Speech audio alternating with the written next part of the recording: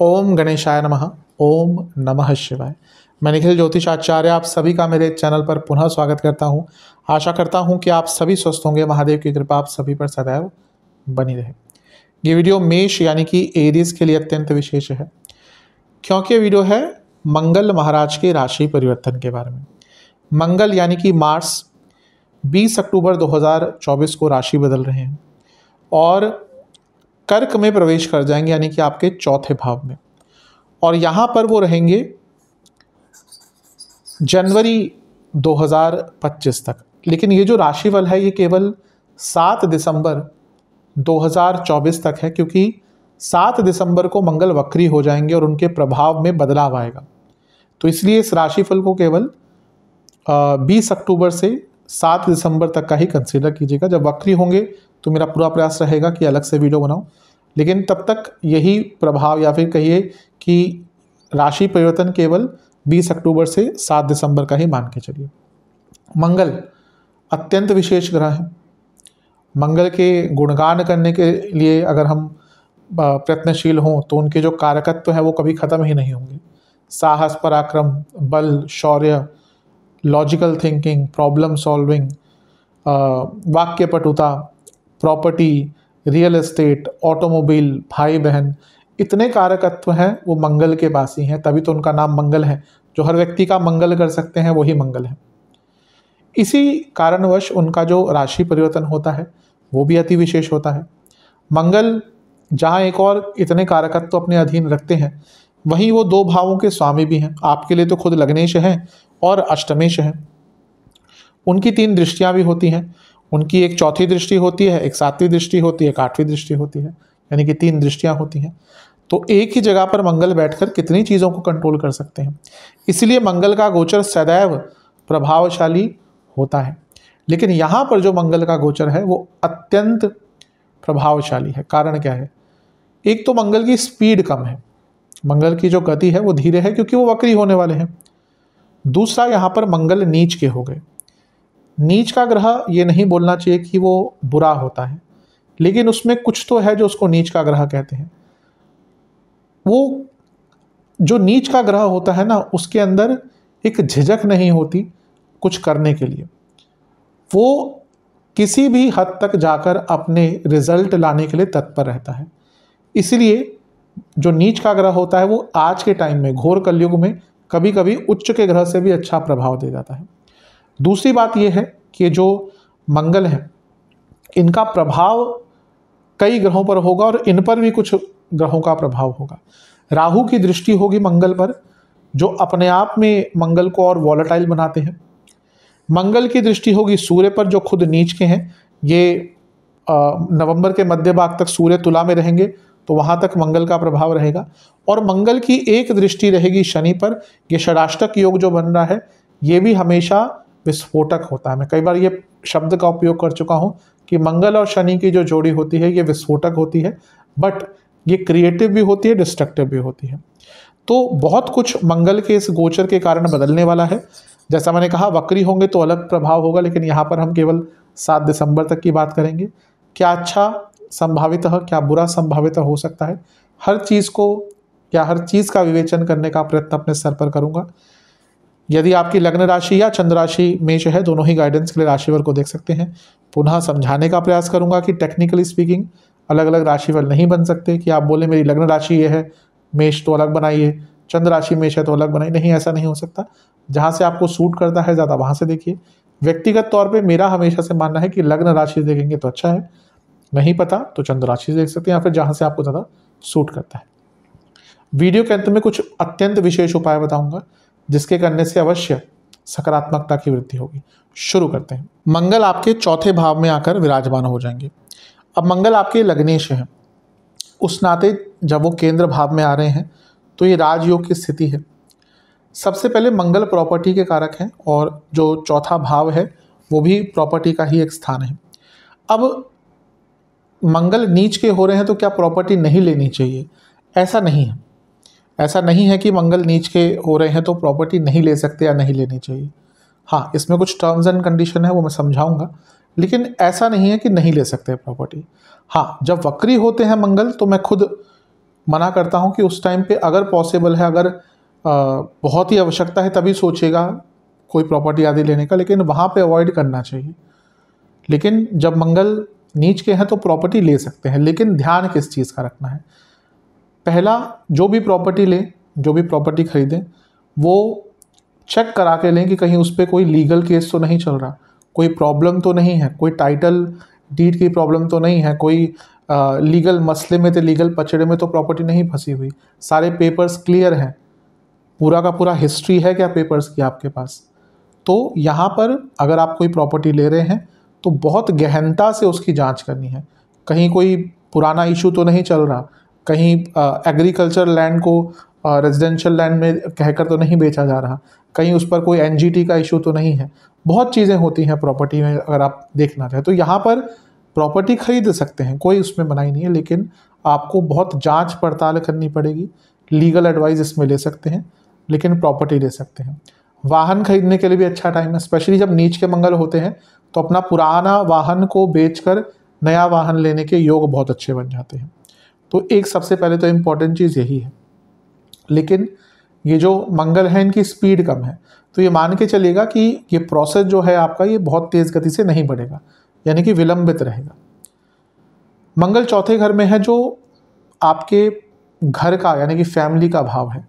एक तो मंगल अग्नि तत्व और कर्क क्या है, जल तत्व, तो ये ऑपोजिट का मेल हो गया ना। अब जो वास्तु भी करते हैं, जो रियल वास्तु करते हैं, ये ऐसा नहीं कि जो आजकल चल रहा है वास्तु के नाम पर, वहाँ पे क्या होता है ना, वास्तु में आपको बहुत ऊर्जा देखनी होती है कि जल तत्व है तो वहाँ पे अग्नि तत्व ना हो, अग्नि तत्व है तो उसके पास जल तत्व ना हो। वैसे ही ग्रहों का भी होता है, अगर एक अग्नि तत्व का ग्रह जल तत्व की राशि में आता है तो अनकंफर्टेबल होता है। अब यहाँ पर क्योंकि वो चौथे भाव में है तो फैमिली में इसका एक नकारात्मक प्रभाव पड़ेगा, यानी कि लड़ाई झगड़े काफ़ी होंगे, बहुत सारे कलह कलेश घर में हो सकते हैं। और इसके साथ ही आपकी माता जी की सेहत का ध्यान दीजिएगा, क्योंकि उनकी सेहत पर भी एक बुरा प्रभाव इसका पड़ सकता है। अगर फैमिली मिलकर भी कोई प्रॉपर्टी लेना चाहती है, कई बार होता है दो भाई मिलकर कोई प्रॉपर्टी ले, पूरे माता पिता मिलकर बच्चे के साथ कोई प्रॉपर्टी ले ले, यानी कि पूरी फैमिली भी अगर कहीं पे इन्वेस्ट करना चाहती है, उसके लिए भी ये योग जो हैं अच्छे हैं, इसमें कोई नकारात्मक प्रभाव नहीं है। लेकिन हाँ, फैमिली में टेंशन बहुत रहेगी, कलह कलेश बहुत रहेगा, और इसमें जो एक प्रमुख किरदार होगा ना वो आप ही निभाएंगे, यानी कि कहीं ना कहीं आप ही केंद्र बिंदु होंगे हर कलह कलेश का। तो थोड़ा सा यहाँ पर ध्यान देंगे तो अच्छा है। एक बहुत इंपॉर्टेंट पॉइंट ऑफ कंसर्न ये है कि आपका जब मंगल चौथे घर में आते हैं ना, तो और लग्नेश भी हैं, वाहन दुर्घटना के योग बन जाते हैं। तो बहुत सचेत रहिएगा, स्पेशली जिनकी दशा अंतर्दशा प्रत्यंतर दशा अच्छी नहीं चल रही। अगर आपकी इनमें से कुछ भी अगर बुध की चल रही है, केतु की चल रही है, मंगल की ही चल रही है, शनि की चल रही है, तो बहुत सचेत रहिएगा, क्योंकि यहाँ पे एक्सीडेंट के योग आपके बन जाते हैं। चौथा भाव जो होता है वो व्यक्ति के इमोशन से जुड़ा होता है। तो नीच के मंगल यानी कि आपके अंदर एग्रेशन रहेगा, आप ना बहुत छोटी छोटी बातों पे लोगों से भिड़ जाएंगे। मंगल वाले या कहिए मेष वाले जो लोग होते हैं ये इम्पल्सिव होते हैं, दिल के साफ होते हैं लेकिन इम्पल्सिव होते हैं। तो यहाँ पे क्या होगा ना, बहुत इम्पल्सिवनेस आपके अंदर रहेगी, और इस कारणवश आपका लड़ाई झगड़ा होने की संभावना बहुत लोगों से बढ़ जाती है, क्योंकि चौथे घर में बैठे हैं तो फैमिली से भी, और 10वें घर को देखेंगे तो प्रोफेशनल लाइफ पर भी इसका इम्पैक्ट पड़ेगा। लड़ाई झगड़े आपके बहुत होंगे, उस पर हम आएंगे प्रोफेशन पे। तो जहाँ एक और कुछ अच्छे प्रभाव भी हैं, वहीं पे थोड़े से नकारात्मक प्रभाव भी है। एग्रेशन पर बहुत कंट्रोल करना है, और यहीं पे नीचता आती है मंगल की। जब नीच के मंगल होते हैं तो व्यक्ति हर इंसान से भिड़ता है। मंगल एग्रेशन है, पर ऐसा मतलब नहीं कि मंगल हर इंसान से लड़ता फिरता है। वो गलत मंगल की या नेगेटिव मंगल की निशानी है जो हर व्यक्ति से झगड़ता है, अच्छे मंगल की निशानी नहीं होती वो। तो यहाँ पर चौथे घर में मंगल है तो ये सारा प्रभाव भी आपको देखने को मिल सकता है। घर में मरम्मत करानी पड़ सकती है, अचानक से कोई चीज़ आपकी टूट जाएगी, उस पर मरम्मत करानी पड़ सकती है। और हो सकता है घर में कोई महंगा इलेक्ट्रॉनिक सामान भी खराब हो जाए, उस पर भी खर्चा होगा। वाहन खराब होने की संभावना बहुत है, वाहन पर बहुत खर्चा होगा। तो ये सब थोड़ा सा नकारात्मक प्रभाव भी आपको झेलना पड़ेगा। गुस्से पर बहुत नियंत्रण रखिएगा, क्योंकि वो मैं बार बार कह रहा हूँ कि प्रभावित करेगा। अब राहु की एक दृष्टि है मंगल पर। राहु 12वें घर में है और मंगल चौथे घर में है और मंगल लग्नेश है। जो लोग इस टाइम में बाहर काम करते हैं उनके लिए अच्छा टाइम होगा। जो लोग विदेश में रहते हैं और वहाँ पे कोई प्रॉपर्टी लेना चाहते हैं उनके लिए अच्छा होगा। और अगर आप पीआर आदि अपना अप्लाई इस टाइम में करना चाहते हैं, गिवन दैट एलिजिबिलिटी है, तो उनके लिए भी ये सब बहुत अच्छा रहेगा। लेकिन पुनः राहु का प्रभाव मंगल पर चौथे घर पर, खर्चे बहुत बढ़ेंगे घर में और भ्रम की स्थिति बहुत रहेगी। ट्रस्ट इश्यूज होंगे आपकी फैमिली में ना, ट्रस्ट इश्यूज हो सकते हैं। और यहाँ पे कभी कभी होता है कि फैमिली में प्रॉपर्टी के इश्यूज भी अराइज हो जाते हैं। भाई बहनों के बीच में हो गए झगड़े प्रॉपर्टी को लेकर, भाई भाई के बीच में हो गए, तो वो सारे इश्यूज भी यहाँ पर आ सकते हैं। मैं यही कहूँगा कि अपने ना जल्दबाजी वाले रवैये पर और इम्पल्सिवनेस पर जितना कंट्रोल पा सकते हैं उतना आपके लिए श्रेष्ठ रहेगा, उतना आपके लिए अच्छा रहेगा। मंगल की दृष्टियों की बात करते हैं। मंगल की एक दृष्टि रहेगी, अच्छा मंगल अष्टम के स्वामी भी हैं, तो उनका चौथे घर में आना एंसेस्ट्रल प्रॉपर्टी से कुछ लाभ दिखाता है, वसीयत आदि से कुछ लाभ आपको दिखाता है। लेकिन पुनः अष्टमेश का चौथे घर में होना, फैमिली लाइफ बहुत डिस्टर्ब दिख रही है, बहुत ध्यान देने की आवश्यकता है फैमिली लाइफ पर। मंगल की एक दृष्टि रहेगी, चौथी दृष्टि सप्तम भाव पर। अब ये कुछ चीज़ों के लिए अच्छा है, कुछ चीज़ों के लिए बहुत बुरा है। अच्छे चीज़ों की पहले बात करते हैं।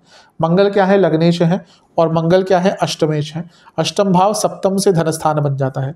और सूर्य क्या है, सूर्य सप्तम से 11वें के स्वामी है। नीच के हैं, ठीक है, आते हैं उस पर भी, लेकिन बिजनेस में पैसा बहुत बढ़ेगा, बिजनेस में धन बढ़ने की संभावना बहुत ज़्यादा है। लेकिन नीच के सूर्य, नीच के मंगल, अगर आपका मैन्युफैक्चरिंग का कोई कार्य है या कोई भी ऐसा आप कार्य करते हैं जिसमें आप डायरेक्ट सरकार की रडार में रहते हैं, आपका जीएसटी का इश्यूज रहता है, आप कुछ ऐसा प्रोडक्ट बनाते हैं जिसमें सरकार का बहुत इंटरेस्ट होता है, या फिर कुछ ऐसे प्रोडक्ट्स हैं जो जिसपे सरकार बहुत नज़र रखती है। इन केस अगर आपका सरकार का इन्वॉल्वमेंट बहुत है बिजनेस में ना, तो ये यहाँ से यहाँ पे आपको सरकारी इश्यूज बहुत फेस करने पड़ सकते हैं। आपने कोई पुराना आईटीसी क्लेम किया होता है, उसका लेटर आ जाएगा कि गलत किया हुआ है। जीएसटी के इश्यूज आ सकते हैं, या फिर कोई लाइसेंस के इश्यूज आ सकते हैं। आपका प्रोडक्ट में कुछ खराबी निकल गई, किसने कंप्लेंट कर दी आपके प्रोडक्ट के खिलाफ, तो सरकारी नोटिस आ गया या कोई कार्रवाई हो गई, तो उसको लेकर आपको बहुत केयरफुल रहना है। दूसरा, सप्तम में सूर्य नीच के हैं, बहुत इंपॉर्टेंट है, और मंगल नीच के दृष्टि डाल रहे हैं। अपनी इमेज को लेकर बहुत बहुत बहुत कॉन्शियस रहिएगा। स्पेशली अगर आप पॉपुलर व्यक्तित्व है आपका, आपको बहुत लोग जानते हैं, यहाँ पे लोग डेलिबरेटली आपका नाम खराब करने का प्रयत्न करेंगे। और बहुत संभावना है कि अगर आपने ध्यान नहीं दिया ना, तो एक पब्लिक एम्बेरसमेंट की स्थिति भी उत्पन्न हो सकती है। 11वें में शनि भी होते हैं ना, तो वो भी पब्लिक एम्बेरसमेंट करवाते हैं कभी कभी, तो यहाँ पर वो भी एक योग है। और सप्तम पर मंगल की दृष्टि, ये भी इस प्रकार के प्रभाव दिखाता है। और इसका सबसे ज़्यादा नेगेटिव इम्पैक्ट मैरिड लाइफ पर पड़ेगा।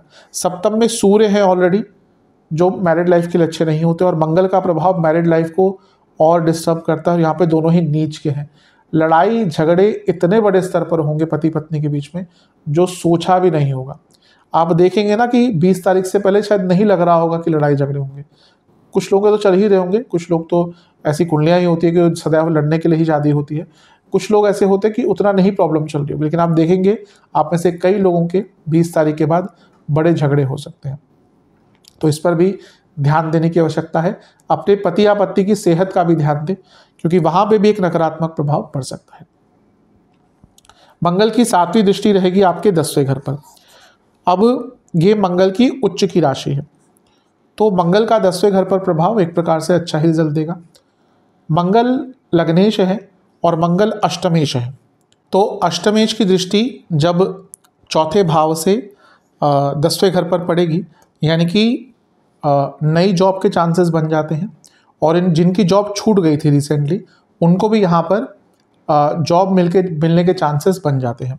यहाँ पे थोड़ा बहुत स्थान परिवर्तन का भी योग बनता है। हो सकता है अगर आपकी जॉब चेंज यहाँ पे होती है तो उसके लिए आपको स्थान भी बदलना पड़े। लेकिन प्रॉब्लम क्या है कि मंगल का दिग्बल खत्म है, तो एक प्रभाव से जब वो 10वें घर को देखेंगे तो स्ट्रॉन्ग करेंगे, क्योंकि उनकी उच्च की राशि है। लेकिन मंगल का अपना दिग्बल खत्म है, इसलिए ना आप अथॉरिटी लैक करेंगे। आप अपने कार्य क्षेत्र में अथॉरिटी को काफ़ी लैक करेंगे। इवन अगर आप बड़ी पोस्ट पे भी हैं तो भी आपको अपनी अथॉरिटी को मनवाने में काफ़ी प्रॉब्लम आएगी। दूसरा, मैंने शुरू में अंकित किया था कि मंगल चौथे घर में है तो एग्रेशन दिखाते हैं, नीच के भी हैं तो एग्रेशन भी बढ़ता है। तो यहाँ पर क्योंकि उनका 10वें घर पर प्रभाव रहेगा तो कार्य क्षेत्र में बहुत एग्रेशन आ सकती है, आपके लड़ाई झगड़े बहुत हो सकते हैं। And at the same moment मंगल क्योंकि सप्तम को भी देख रहे हैं जहाँ पे नीच के सूर्य हैं, तो ये आपके ना अपने कार्य क्षेत्र में गुडविल को भी खराब कर सकता है। बनी बनाई आपकी जो इमेज है कार्य क्षेत्र में इस महीने आपके गुस्से के कारण खराब हो सकती है, तो बहुत केयरफुल रहेगा। इमेज बनाने में बहुत टाइम लगता है लेकिन बिगाड़ने में तो कुछ ही सेकंड लगते हैं, तो यहाँ पे कार्य क्षेत्र में बहुत केयरफुल रहेगा। हाँ, ये है कि मंगल की उच्च की राशि है तो अपने कार्य क्षेत्र में जो आपका स्किल्स है, जो आपकी ड्यूटीज़ एंड रिस्पॉन्सिबिलिटीज़ है, उस पर तो आप बहुत अच्छा काम करेंगे। बस आपको पीपल मैनेजमेंट पर, लोगों के साथ संबंध पर, इन पर भी थोड़ा सा ध्यान देने की आवश्यकता है। अपने गुस्से पर आपने कंट्रोल कर लिया तो अवश्य अपने कार्य क्षेत्र में आगे बढ़ पाएंगे। एग्रेशन पर कंट्रोल अनिवार्य रहेगा। अब बात करते हैं मंगल की दृष्टि शनिदेव पर। मंगल शनिदेव को देख रहे हैं जो अभी तो वक्री हैं नवंबर तक। मंगल लग्नेश हैं और अष्टमेश हैं और शनि दशमेश हैं और लाभेश हैं। सबसे पहले तो अष्टमेश और दशमेश का यहाँ पे योग हो रहा है, यानी कि जॉब चेंज का योग है, और अष्टमेश और लाभेश का योग हो रहा है, यानी कि अचानक से बड़े धन की प्राप्ति हो सकती है। बहुत अच्छा इंडिकेशन है ये। शनि क्यों मैंने कहा कि बहुत बहुत बुरा प्रभाव धन के लिए नहीं देंगे, क्योंकि ये शनि मार्गी होने की तरफ जा रहे हैं। अगर एकदम वक्री हुए होते अभी तब ये प्रभाव आया होता तो अलग चीज़ें होती। यहाँ पर शनि मार्गी की तरफ जा रहे हैं, तो आपका कोई रुका हुआ धन था, रुका हुआ पैसा था, रुका हुआ कार्य था, उसको पूर्ण करने में मदद करेंगे। लेकिन मैं हमेशा कहता हूँ कि मंगल और शनि की जोड़ी जहाँ कंस्ट्रक्टिव क्रिएटिव भी हो सकती है, डिस्ट्रक्टिव भी होती है। यहाँ पर क्या होगा ना, क्योंकि राहु का प्रभाव मंगल पे है और मंगल का प्रभाव शनि पर है, और शनि कहाँ है, लाभ स्थान में बैठे हैं जो इच्छाओं का स्थान है। आपकी इच्छाएं बहुत विकृत प्रकृति की हो जाएंगी, यानी कि अचानक से ऐसी चीज़ों की इच्छा आपके अंदर आ जाएगी जिनका आपके जीवन से कोई बहुत लेना देना नहीं होगा, या फिर किसी के इन्फ्लुएंस के कारण होगा। और फिर उन चीज़ों को प्राप्त करने के चक्कर में जो चीज़ें आपके पास हैं, जो वस्तुएं आपके पास है, जो लोग आपके पास हैं, आप उनका मूल्य कम करना शुरू कर देंगे और फिर उसके कारण जीवन में प्रॉब्लम आ सकती है। तो थोड़ा सा इस पर ध्यान दीजिएगा। और जहां आपकी कोई पुरानी पेमेंट जो अटकी हुई थी वो आ सकती है। जिन लोगों का पेमेंट्स का बहुत काम होता है स्पेशली बिजनेस में, उनकी कोई पेमेंट डिले हो सकती है, उनकी कोई पेमेंट फंस सकती है। तो अपने कैश फ्लो पर, अपने क्रेडिट, इन सब चीज़ों पर बहुत ध्यान दीजिएगा। यहाँ पर क्योंकि लाभ स्थान में 11वें घर में शनि बैठे हुए हैं, तो एक और चीज़ का आपको ध्यान देना है, क्योंकि 11वां घर जो है वो चौथे भाव से अष्टम में है, तो पैसों को लेकर ना घर में आपकी जो फैमिली है उस पर बहुत बहुत बहस हो सकती है। तो इस पर भी आपको थोड़ा नियंत्रण रखने की कोशिश करनी है। अब सबसे इंपॉर्टेंट चीज़ पे आते हैं, वो है सेहत।